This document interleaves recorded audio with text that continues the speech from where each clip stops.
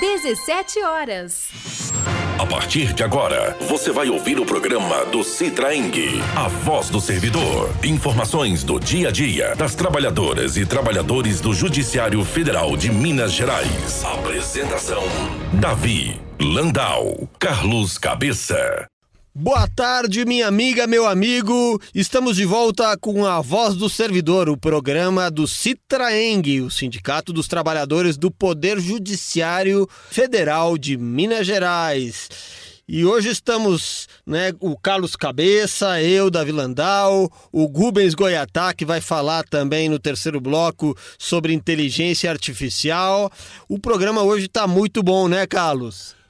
Oi, Davi. Boa tarde, Davi. O programa hoje tá ótimo, né? E a gente está começando agora e eu gostaria de dar boa tarde a todos os ouvintes, boa tarde a todos os trabalhadores, ao nosso povo do aglomerado da Serra e boa tarde especial aos servidores públicos.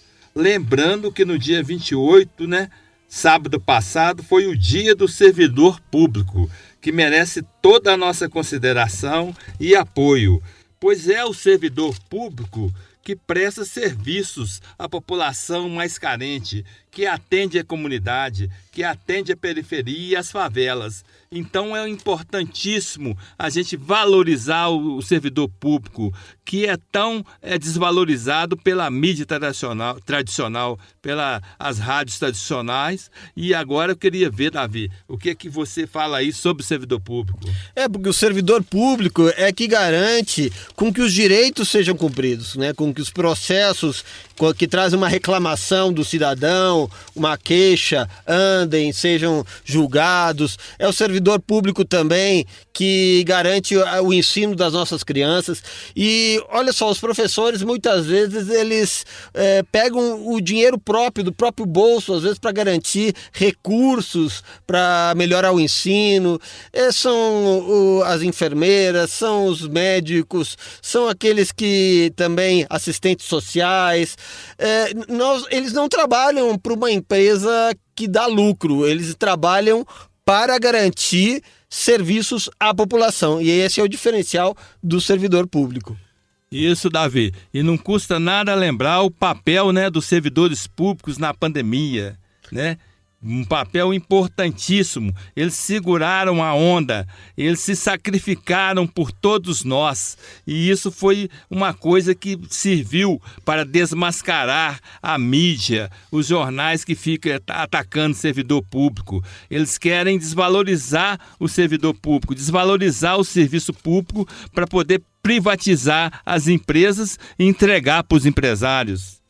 E, Cabeça, falando de um serviço que atende ao interesse público, nós temos que falar também da comunicação pública, da comunicação comunitária, da comunicação educativa, como aqui a Rádio Favela, que está cumprindo, está tendo aniversário, que começou como uma rádio comunitária, agora uma rádio educativa, foi uma grande conquista, e que é um espaço para romper realmente aquele bloqueio que a mídia tradicional tem, em relação a várias informações que são de interesse da população mais carente, Então, a Rádio Favela, nesse mês que se inicia, novembro, que é um mês muito importante, porque além do aniversário da Rádio Favela, é o mês da consciência negra, que a gente mais para frente vai falar disso também em outro programa.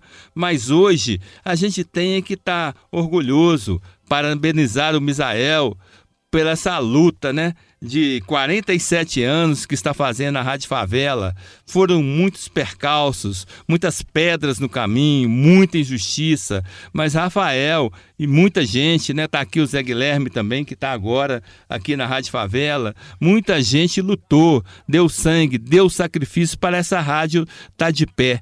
Essa rádio que é a voz dos trabalhadores, é a voz da favela, é a voz das comunidades. Aqui você ouve os assuntos pertinentes a você. É a voz dos pobres. Aqui você vê a verdade, porque essa rádio, ela não vende opinião. Essa rádio luta pela melhoria de vida para todas as pessoas, pela melhoria da informação para todos os cidadãos. Então é isso que nós devemos preservar e ficar muito alegre pelos 47 anos dessa rádio, Davi. A gente tem que valorizar muito. Parabéns, Rádio Favela, parabéns. E assim como muita gente, né, deu seu suor para construir, inclusive enfrentando repressão, enfrentando momentos bem difíceis para construir essa rádio.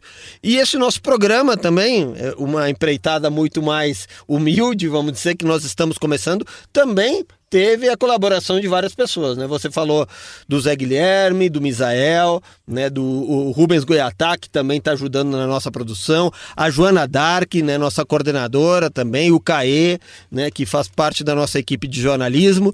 E a Voz do Servidor é o programa do Sindicato dos Trabalhadores do Poder Judiciário da União de Minas Gerais, que também dá espaço aos nossos artistas da categoria. Então agora vai ser o momento da gente poder escutar o som do Mundinho, Cabeça. O que o Mundinho vai nos oferecer hoje? O Mundinho é um compositor, cantor, né? De excelente qualidade aqui de BH, Minas Gerais. Ele é aposentado, né? Trabalhou no TRT. E o Mundinho fez uma música assim que ganhou prêmios. E é uma música muito bacana, que é o Samba Elegante. Tá? Vocês vão ouvir aí que maravilha de música. E depois do Mundinho a gente vai falar um pouquinho sobre a justiça eleitoral e mais adiante no programa sobre inteligência artificial. Então vamos curtir o Mundinho.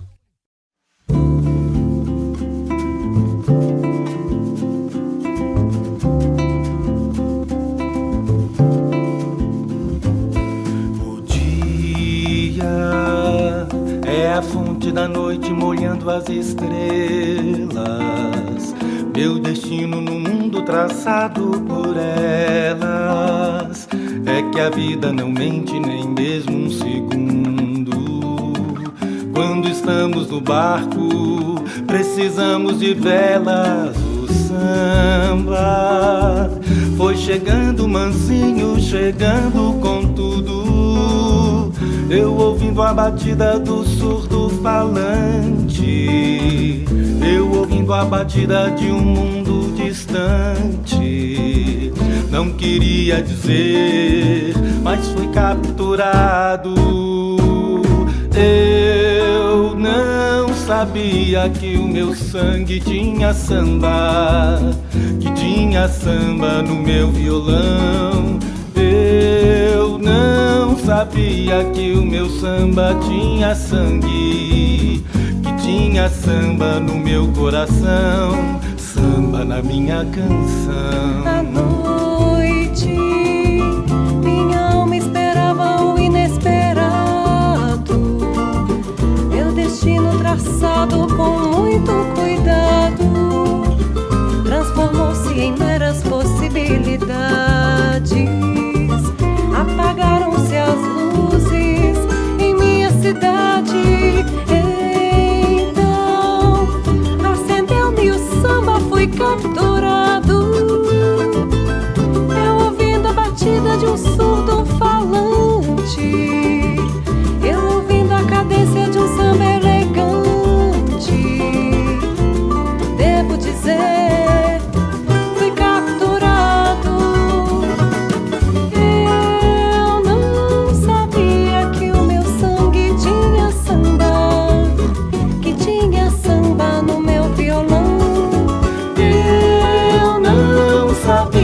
Que o meu samba tinha sangue, que tinha samba no meu coração. Eu não sabia que o meu sangue tinha samba, que tinha samba no meu violão.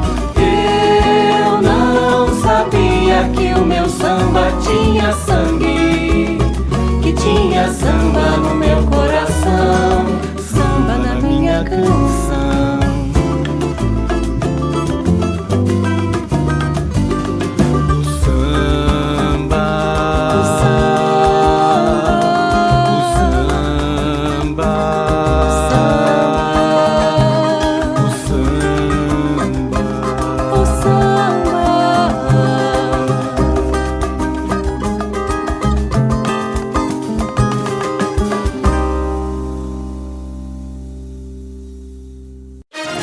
Você está ouvindo o programa do Citraeng. Apresentação: Davi Landau, Carlos Cabeça. Este foi o Mundinho com Samba Elegante.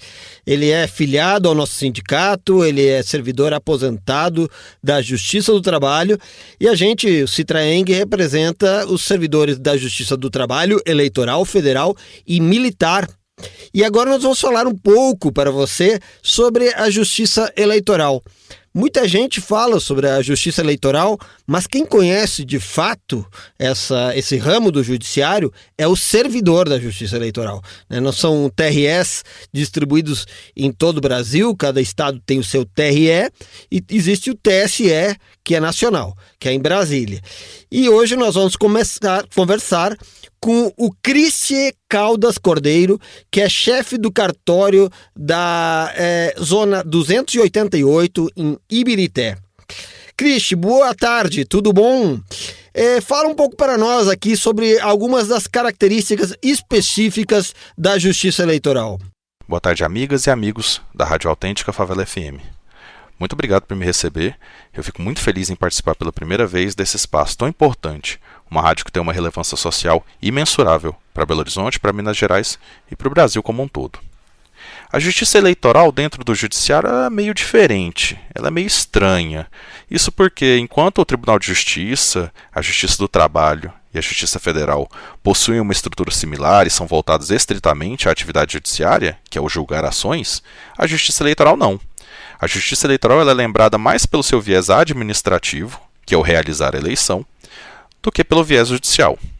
E é por isso que volta e meia nós, servidores da justiça eleitoral, somos provocados com essa falácia de que só trabalhamos em anos eleitorais. Bom, na realidade nós trabalhamos de forma sobre-humana em anos eleitorais e trabalhamos muito nos anos não eleitorais. Isso porque a nossa atividade administrativa ela não para. Como nós cuidamos do cadastro eleitoral, estamos sempre alistando eleitores, realizando transferências, revisões de dados e regularizando as situações dos seus eleitores. Todos os dias, centenas de pessoas nos procuram, pois precisam da regularidade da sua inscrição eleitoral, que é exigida, por exemplo, para se tirar um passaporte, para conseguir uma vaga de emprego, para tomar posse em um concurso público. Cristian, fora do período eleitoral, fala um pouco mais sobre o que é feito, porque a gente vê muito a justiça eleitoral quando tem eleições. Mas entre as eleições, o que o servidor faz para a população? O título de eleitor ele é a porta de entrada para a cidadania. É considerado cidadão e cidadã aquele ou aquela que possui um título eleitoral. Então é nosso dever levar cidadania a todas e a todos. Então nós aproveitamos os anos não eleitorais para realizar atendimentos itinerantes por todo o estado e por todo o país.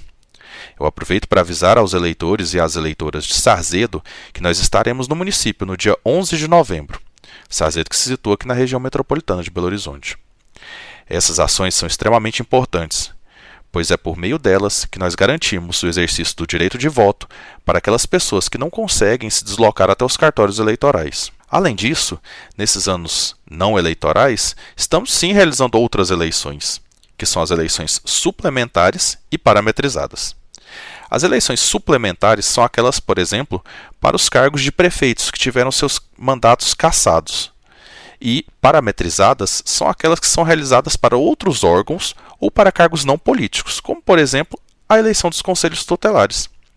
Centenas de municípios contaram com o auxílio da Justiça Eleitoral para realizar as eleições dos conselhos tutelares, e o resultado foi de total sucesso. Eu aproveito para rebater uma fake news que tem sido divulgada em outros meios, de que os problemas técnicos observados na eleição do Conselho Tutelar de Belo Horizonte, de alguma forma é relacionada com a Justiça Eleitoral. Isso não é verdade. A Justiça Eleitoral não participou de forma alguma da eleição do Conselho Tutelar de Belo Horizonte. Então, aqueles problemas técnicos que foram observados, infelizmente, eles não têm nenhuma relação com a Justiça Eleitoral ou com o uso da urna eletrônica. Um outro ponto muito interessante é que a Justiça Eleitoral participou das eleições parametrizadas nas aldeias Machacalis, que se situam no Vale do Mucuri. É um projeto reconhecido internacionalmente e que merece sempre ser divulgado e lembrado. A Justiça Eleitoral, além de ter esse caráter administrativo, de garantir todos esses serviços às eleições, é uma justiça, né? Então, ela tem um caráter jurídico também. Como é que funciona esse papel de julgar da Justiça Eleitoral? Bom, para além da esfera administrativa, a parte jurídica também não para. Devido a um rito específico, a falta de servidores e outros vários fatores, as ações às vezes levam um tempo maior do que o que se espera. A minha zona eleitoral mesmo está recebendo de volta ações que nós julgamos após a eleição municipal de 2020.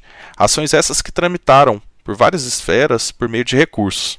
Algumas que foram até o Supremo Tribunal Federal, ao TSE, e que agora que nós voltamos a analisá-las, findados os recursos, agora com o trânsito em julgado das ações. Também estamos analisando as prestações de contas de candidatos não eleitos. Estamos na parte final dos procedimentos, relacionados àqueles candidatos que tiveram as contas desaprovadas, pois constatamos o desvio de verbas públicas. Infelizmente, alguns candidatos foram condenados por malversação de verbas recebidas dos fundos públicos. E agora cabe à Justiça Eleitoral reaver esses valores para os cofres públicos.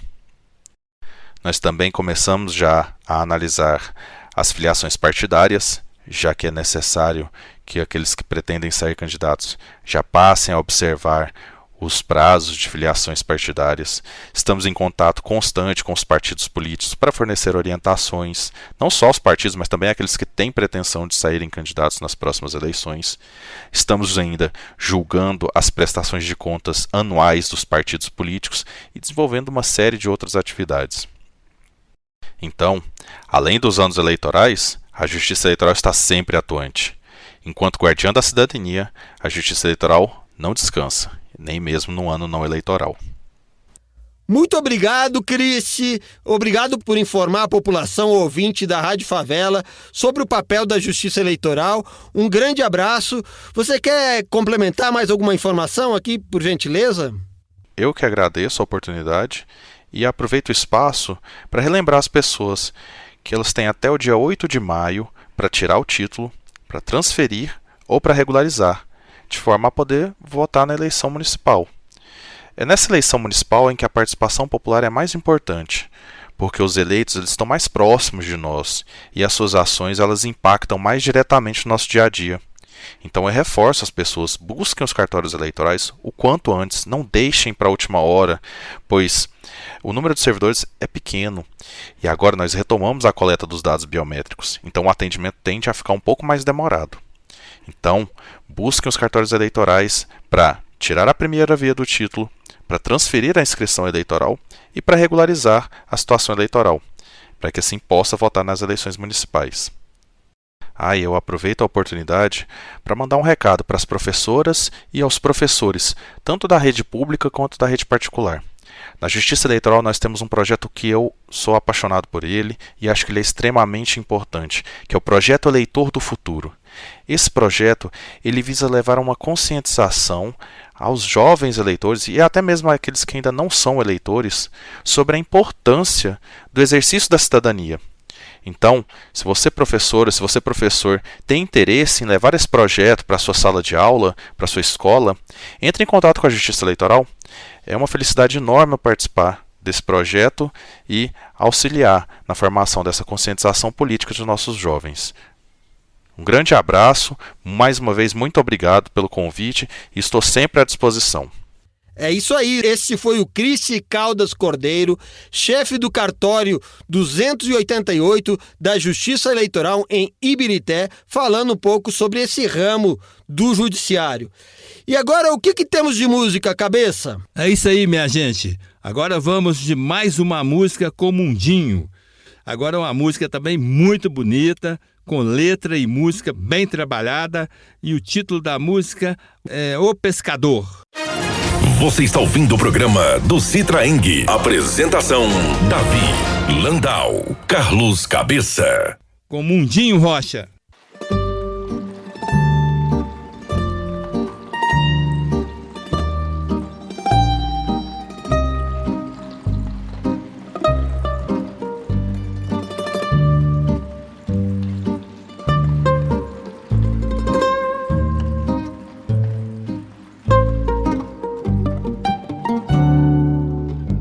Chegou outra outra vez de manhã para ver o sol nascer. O parto foi longo, mas ele nem percebeu. Queria voar num cavalo gigante, fugir galopando das garras de um dia mais. Nem sutileza, nem temporal, nem calma, nem carnaval, nem fugaz, nem imortal.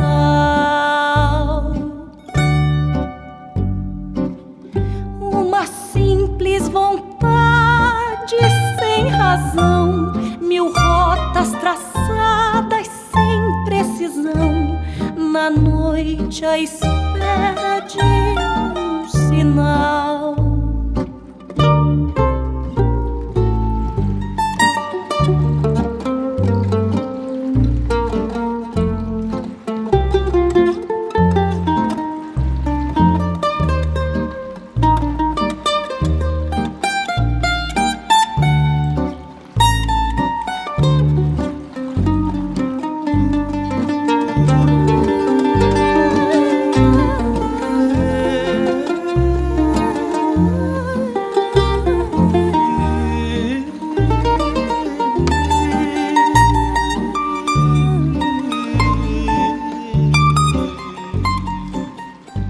Chegou outra vez de manhã para ver o sol nascer. O parto foi longo, mas ele nem percebeu. Um pescador que sonhou ser cavaleiro fez do seu barco um cavalo, do arrastão sua sela, sua sela, sua sela.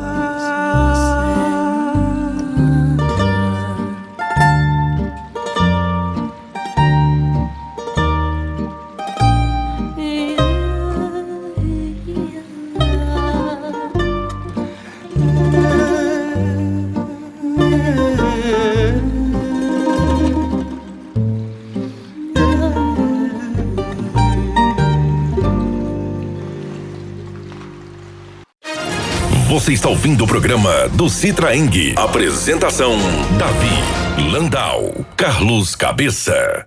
Maravilha! Essa foi Pescador do Mundinho.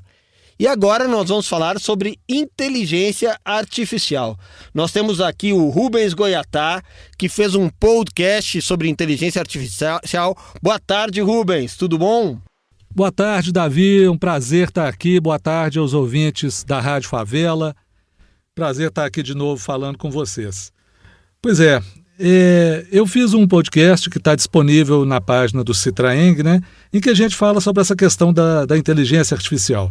Inteligência artificial é um ramo da computação que busca simular, imitar a inteligência humana, como é que a inteligência humana raciocina, como é que ela toma decisões. Para isso, ela usa o que a gente chama de algoritmos, que são regras. Algoritmo é como se fosse uma receita de bolo. São regras para se resolver problemas. São padrões lógicos e repetitivos e controlados, em que a partir de certas entradas você tem certas saídas, né? A inteligência artificial, na verdade, pouca gente sabe, mas isso já existe há muito tempo, desde o final da década de 1950. O novo, que está explodindo agora, é a questão da inteligência artificial com o aprendizado de máquina, em inglês, machine learning, né? O aprendizado de máquina, o que é isso? É um ramo da inteligência artificial em que a máquina aprende com os dados, identifica padrões e toma decisões a partir desses padrões. E o detalhe importante, diferencial em relação ao que era antes, sem a interferência humana. Porque antes, na inteligência artificial, o programador humano, ele tinha o controle, ele previa toda a chamada árvore de decisões. O que é isso? Chegava um certo momento, o fluxo de informação tinha que ir para cá ou para lá, tinha como se fosse uma encruzilhada. Isso compunha uma chamavam árvore de decisões. O programador humano, ele tinha controle sobre tudo isso. Agora, a máquina aprende com os dados, aprende com as próprias tentativas e erros. Então, o programador humano dá o pontapé inicial, mas a partir daí a máquina vai tomando as decisões a partir dos dados. Bom, para conversar sobre as questões da inteligência artificial, eu entrevistei o Dr. José Eduardo de Rezende Chaves Júnior, que é desembargador aposentado do TRT de Minas Gerais, presidente do Instituto IDEA, Instituto de Direito e Inteligência Artificial, e presidente da União Latino-Americana de Juízes, uma pessoa altamente qualificada para falar sobre a questão. E nós pensamos, nós não vamos apresentar todo o podcast aqui, nós pensamos o que a gente pensa ser alguns pontos de maior interesse. Por exemplo, a primeira fala agora do Dr. José Eduardo Rezende Chaves, nós vamos ouvir ele falar sobre a questão da inteligência artificial ter donos e servir a interesses particulares. Por que isso, gente? A inteligência artificial é uma tecnologia sofisticada e cara, extremamente cara. Só grandes empresas podem desenvolver os grandes algoritmos. Então, é lógico que é uma tecnologia que serve a interesses. A tecnologia não é boa nem ruim. Sim, a tecnologia pode ser usada para o bem e para o mal, mas tem que ver quem está, no caso da inteligência artificial, por trás dessa tecnologia. Vamos ouvir o que ele tem a falar sobre isso. A tecnologia não é um fim em si mesmo. A tecnologia só tem sentido se ela servir à humanidade, às pessoas humanas, né? Então, ela não tem sentido se ela se transformar, se a gente tiver uma posição, uma postura de resignação em relação a ela. A tecnologia é isso, nós temos que aceitar, ela é assim, só cabe a nós, humanos, aceitar. Mas isso é importante para a gente vincular a tecnologia ao ser humano, à humanidade, porque se não fizermos isso, não tem sentido nenhum. Então, a gente tem que saber que no atual estágio de desenvolvimento tecnológico, a tecnologia não é um fim em si mesmo, não é um aparato para a gente brincar, mas ela serve a interesses, né? E são a quem tem poder.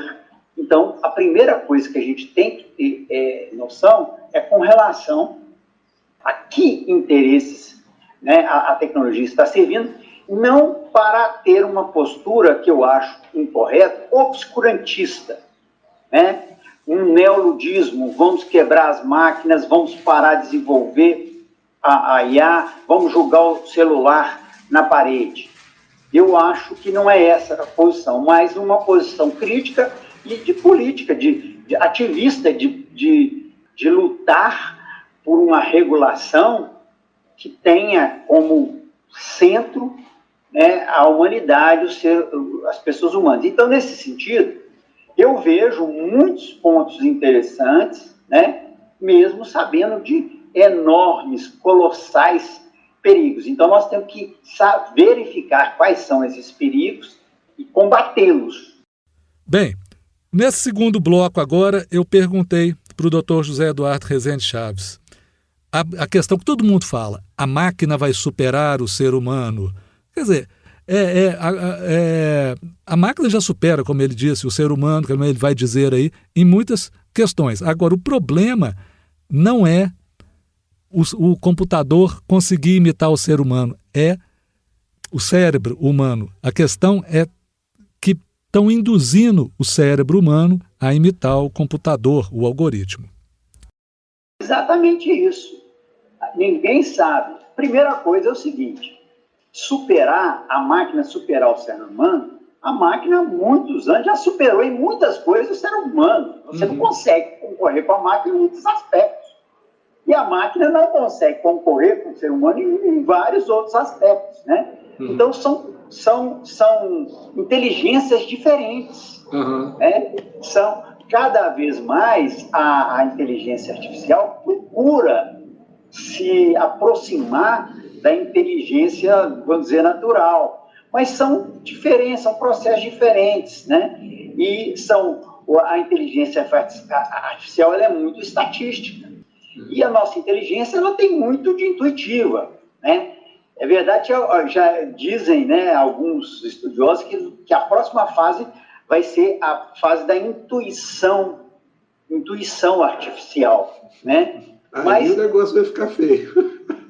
Mas a intuição artificial, ela já existe, ela é estatística, vai intuir por estatística, né? Então, são inteligências diferentes, são velocidades estatísticas desenvolvidas, que é a inteligência artificial muito grande, né? E o nosso cérebro também atua por estatísticas, né? Só que em dimensões muito menores, mas também com outras perspectivas, né? Com outras qualidades que, inclusive, a gente desconhece claramente, né? Dizem que nós usamos uma parte muito pequena do nosso cérebro, então isso a gente não sabe o limite dele, né? Essa questão da máquina e do cérebro humano, o Miguel Nicoleles, que é um neurocientista, os principais neurocientistas do mundo, ele diz que é um erro, o pessoal dos cientistas, de forma geral, achar que tudo, inclusive o cérebro humano, pode ser reduzido a um algoritmo. E que a vasta maioria dos processos naturais são fenômenos, que ele diz, não computacionais.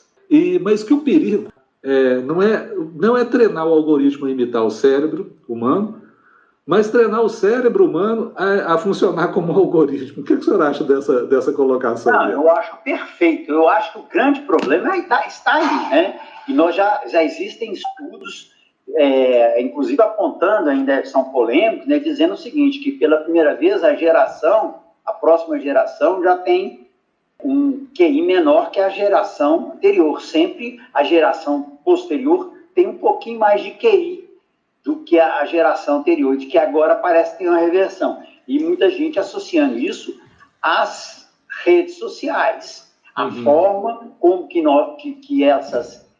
as redes sociais vão induzindo comportamentos e induzindo, porque se induzir comportamento é uma forma de você induzir o cérebro. Então você está alterando o cérebro humano. Já existem estudos apontando isso, de que crianças têm seus sintagmas alterados, suas formas de raciocinar alteradas, né? Então isso é um perigo que nós temos que ver, né? A Suécia recentemente decidiu voltar atrás na digitalização completa da educação, né? Vão reintroduzir os livros na educação das crianças, né? Porque estavam notando uma queda no desempenho, né? Eles não vão abrir mão, né, do digital, mas eles vão combinar com a leitura, com os livros, né? Exatamente, porque o digital te abre muita fonte para pesquisa, para você desenvolver muita coisa. Sim. Então, mas é importante a gente ter limite, ter isso que é regulação, é saber até onde, né? No terceiro bloco, o Dr. José Eduardo Rezende Chaves vai falar aí sobre o direito e o limite aos poderes. Uma ideia de direito, como limitar os poderes, todo tipo de poder, poder econômico, poder político, poder tecnológico, poder dos dados, né, o data power, todos eles estão interligados. O direito, como ele diz, é um limitador disso aí. Esses poderes são uma espécie de uma família muito unida, vamos dizer assim. Se você for examinar os filósofos do direito, a grande questão jurídica na filosofia do direito é saber a definição de direito. O que é direito? Então tem 1 milhão de definições. Mas uma que eu acho bem adequada para o momento é a ideia de direito como limite. Né? De limite ao quê? Ao poder. E a que tipo de poder? A todo tipo de poder. Ao poder econômico, ao poder tecnológico, ao data power, né? Ao poder empregatício, algorítmico, né? Então, o limite, o direito como limite ao poder. Então, eu acho que hoje em dia, essa noção de direito como limite é uma das definições mais adequadas para a gente pensar a função do direito nesse mundo tecnológico. Eu acho muito bom isso. Eu acho muito bom porque, quer dizer, eu não sou da área do direito, mas eu acho muito bom porque essa questão, inclusive essa questão que o senhor mencionou, os vários tipos de poder, né? Porque tem gente que fica focada só num tipo de poder, né? Tem gente que fica focada só no poder do Estado. O poder político também, é limite ao poder político também. O poder econômico, o poder tecnológico, Todos esses tipos de poder estão interligados, né, doutor Pepe? Sim. E tem gente que fica, não, só o poder do Estado, medo do Estado, não sei o que. Tem gente, não, só o poder privado, só o poder do mercado. Não, são vários tipos de poder. E é uma família só, né? É uma família solidária entre eles. No bloco 4, a gente vai falar sobre a inteligência artificial e o futuro do trabalho. Vai terminar, vai acabar os empregos, ou vai precarizar, como é que vai ser, como estão os estudos a respeito disso. E a questão também da inteligência artificial e a questão da privacidade, né? Como é que fica a nossa privacidade, como é que fica com essas empresas recolhendo livremente nossos dados o tempo todo, como é que fica o poder dessas empresas, sabe? A questão, como ele disse, é mais quando se fala de proteção dos dados pessoais, nem tanto a privacidade pessoal, porque já existem mecanismos legais e constitucionais para defender, mas a questão da transferência de poder de nós, cidadãos comuns, para essas grandes empresas, as chamadas Big Techs. Vamos falar da questão dos perigos da IA e alguns, queria que o senhor fizesse um comentário em alguns aspectos, né? Primeiro, nos postos na questão do trabalho. Até hoje, sempre as inovações tecnológicas destruíam, mas criavam tarefas, postos de trabalho, né? Mas com a IA, sendo algo tão novo, essa tendência vai se manter. E lembrando a tendência, o potencial, que não sou eu que estou falando, muitos falam, da IA substituir justamente algumas tarefas intelectuais, tarefas mais valorizadas. Tem gente que está falando, não, professor pode acabar, uma escola pode contratar só IA, não sei o quê. Como é que o senhor vê esse futuro do trabalho aí com a IA? Rubens, por coincidência saiu agora, em agosto, um grande informe, um relatório da OIT, foi publicado agora, e muita gente não gostou do relatório, porque o relatório chegou à conclusão que a IA generativa, né, ela vai criar mais postos de trabalho do que extinguir. Agora, nós temos que examinar com calma realmente eles concluem isso, mas eles colocam uma série de senões. Por exemplo, eles percebem que os empregos que são extintos são majoritariamente femininos, que é da área administrativa, que a IA está entrando mais na área administrativa. Então, aí é que vai reduzir maior número de empregos. E eles são, nessa área, dominados por mulheres. Então, a IA vai atingir mais as mulheres, né, que já têm salários menores. Então, há um grande perigo aí a gente aumentar a diferença, né, apesar de criar mais. E a outra questão que eu sempre pondero é o seguinte: eu também acredito que vai ser vão ser criadas mais opções de trabalho do que vão ser extintos. Vários vão ser extintos, né? E nós temos um problema muito sério de requalificação. Nós não temos, ainda mais num país subdesenvolvido, até nos países desenvolvidos é um problema, mas para nós que não temos investimento em educação, as pessoas vão perder aquela habilidade, aquele emprego que ela tem a desenvolvimento, aquela habilidade para aquele emprego, e de repente aquele emprego acaba ou diminui radicalmente, né? Então, ele tem que ter uma nova formação e não vai ter. Então, como é que ele vai ficar enquanto isso, né? Nesse gap aí, são pessoas, é uma geração que pode ficar nesse gap. Como é que a gente vai fazer com isso? Então, é um perigo muito sério. E agora, o outro problema é que os empregos que estão sendo criados são empregos precários, não são empregos de qualidade. A maioria são empregos mal remunerados e precários.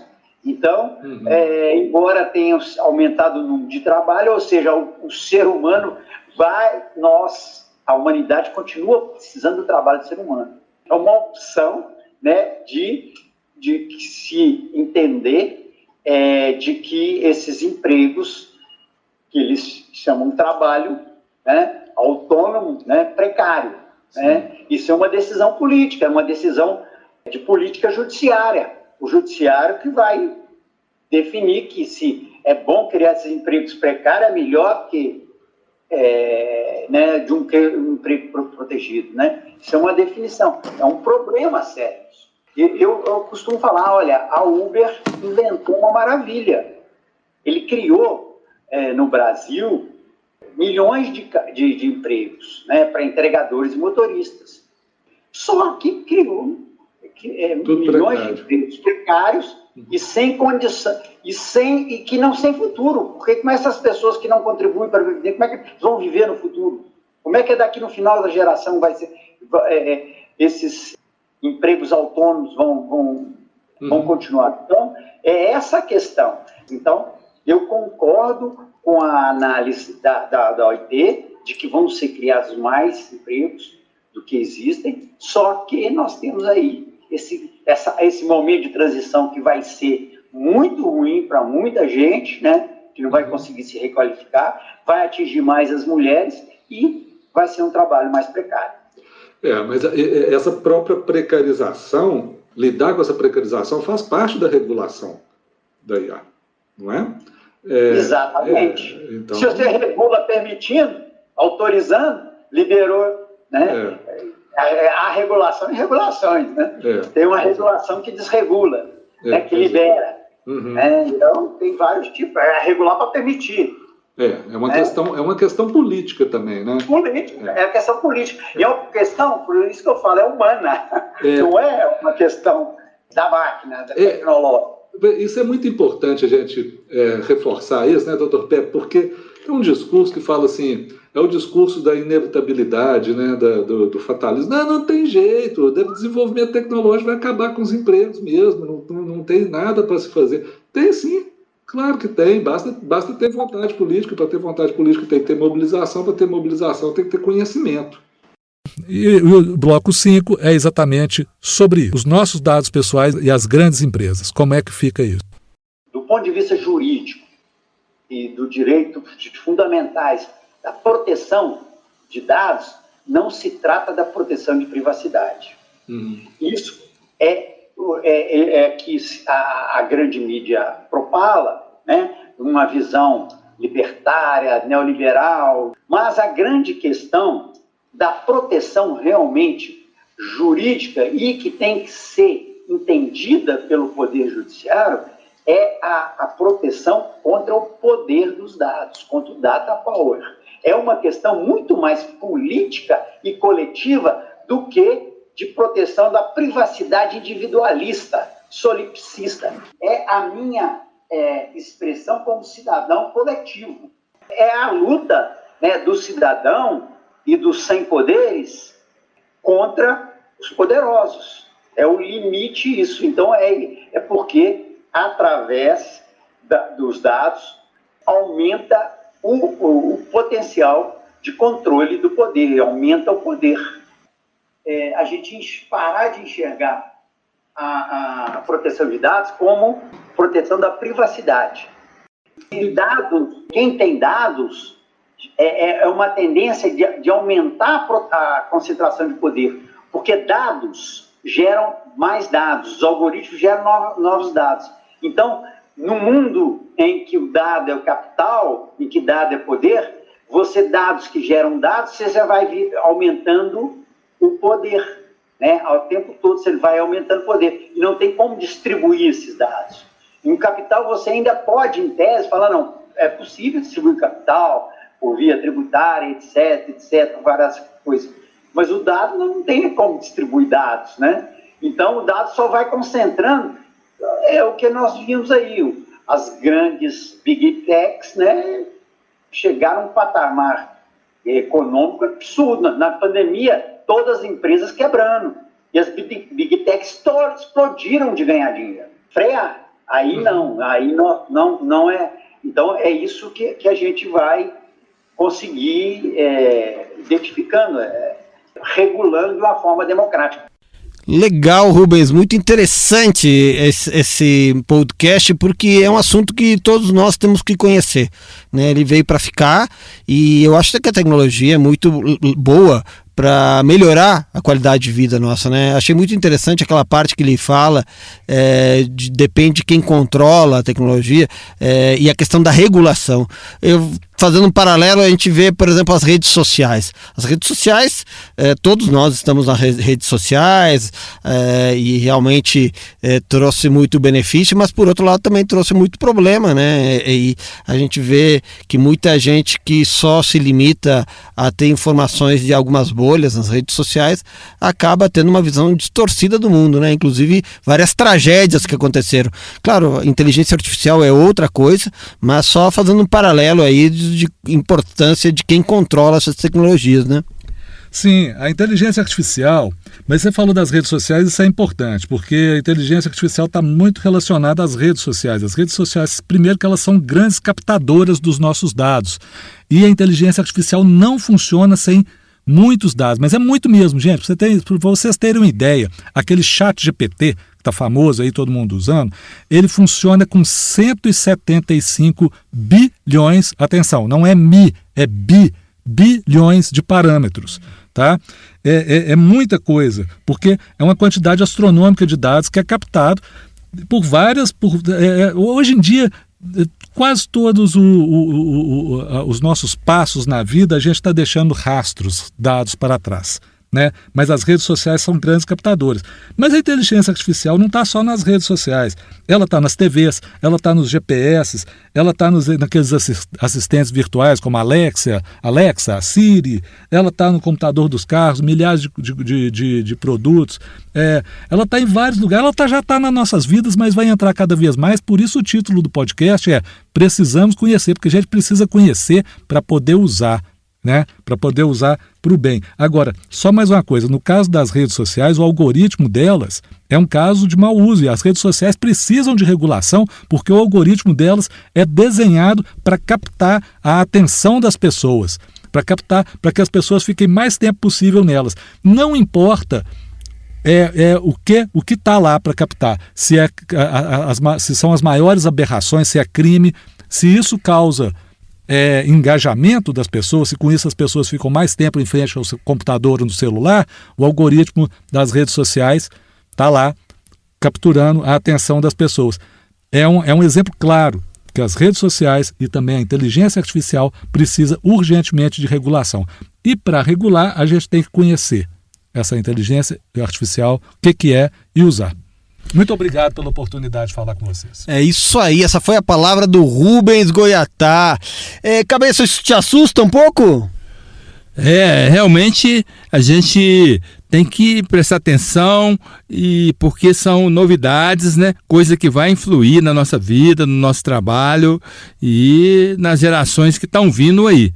E foi muito esclarecedor, e vocês podem estar certos aí, ouvintes da Rádio Favela, que nós estamos aí para esclarecer as coisas e apresentar os programas de assuntos aí que todos precisam saber, e o conhecimento é tudo, né?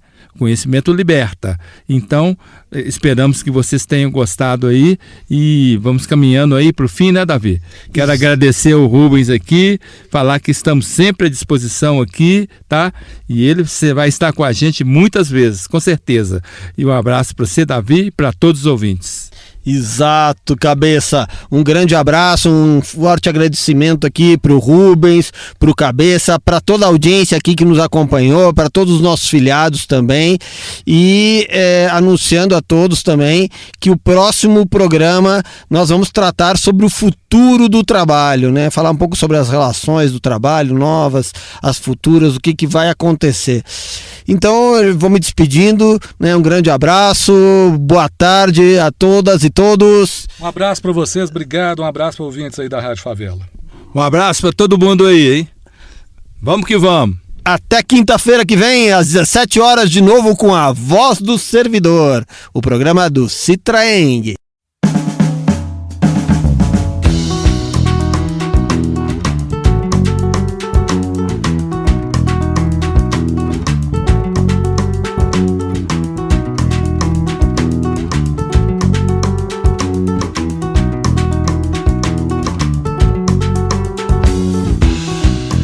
Mas e você vai ou fica? Quero sempre gritar mar à vista. Quero sim um porto pra atracar e partir. Quero simplesmente chegar pra sair.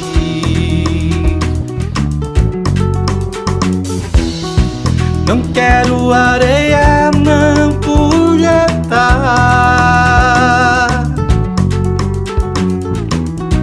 Tempo sem medida me parece bom.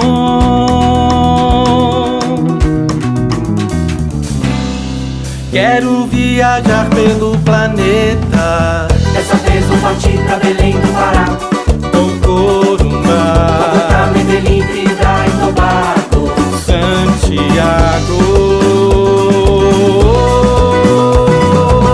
visitar os cucuros do Alto Xingu, Feira de Caruaru, descobrir Macapá e dançar carimbó, em Marajó.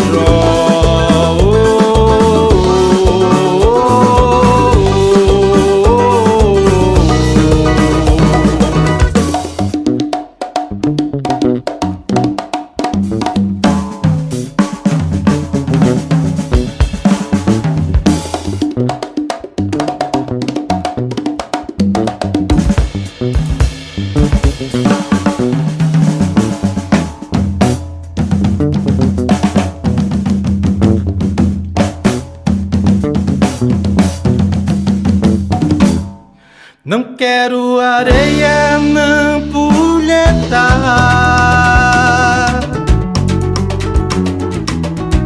Tempo sem medida me parece bom.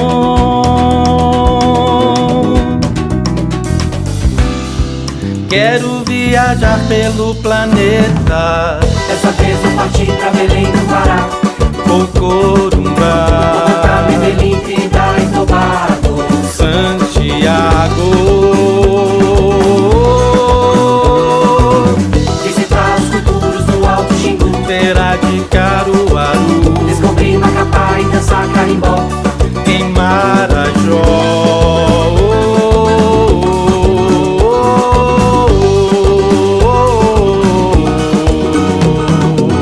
dessa vez vou partir pra Belém do Pará, Com Corumbá, vou pra Medellín, Trinidad e Tobago, Santiago. visitar os cucuros do Alto Xingu, Feira de Caruaru, descobrir Macapá e dançar carimbó, em Marajó.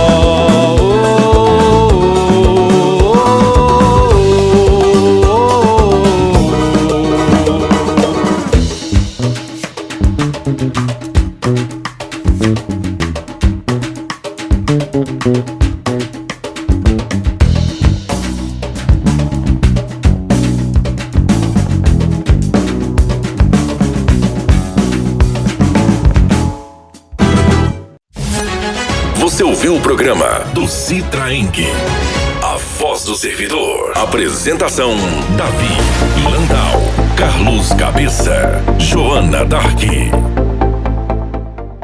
17 horas e 54 minutos e aqui no programa do Citraeng você ouviu ele, o Mundinho Mar à Vista. É isso aí, o programa muito bacana, interessante, falando sobre inteligência artificial, muito interessante mesmo, muito esclarecedor. Parabéns aí ao pessoal do Citraeng que conduziu o programa muito legal. A gente espera mais a segunda parte, que foi muito bacana.